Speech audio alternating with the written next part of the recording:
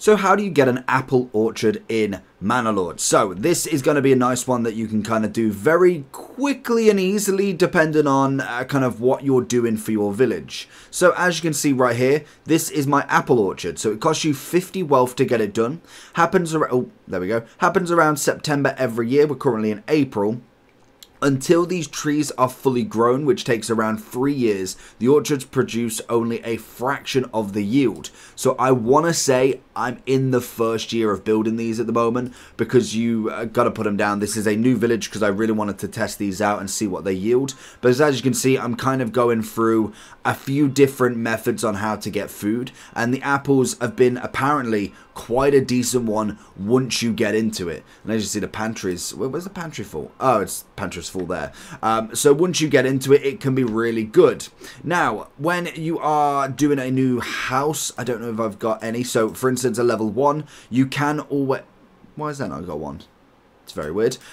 Basically, if you do, it's weird that you can't do it unless, can I do it on top?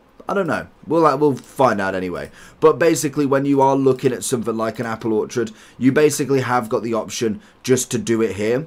What I would say is I believe the longer the better again, potentially, but we are missing out on a little bit here. So I don't know if this is going to be built in or I need to make these a bit smaller. So in terms of the perfect size, by the looks of it, I reckon if they grow just like that and in the 3 years, then obviously they don't kind of go over here or they don't go over there. Then obviously we can kind of cut that house down by a fraction. So what it means is, like the chicken coops down over here, you basically can make these as long as this and it'll be absolutely fine. Whereas when you look at the vegetables, they go all the way down. So I've made a really long patch just so I could see the kind of difference in the best sort of design. And as you can see, it's the same for these. Even though the apple orchards is kind of just this bit, it just lets us know that that's going to be the perfect kind of bit. So I can kind of replant them again. And yes, it will take time again. You've got to plant them and get the 3 years done, but it most definitely would be worth it to kind of figure out. Hence why I'm doing this in a new village,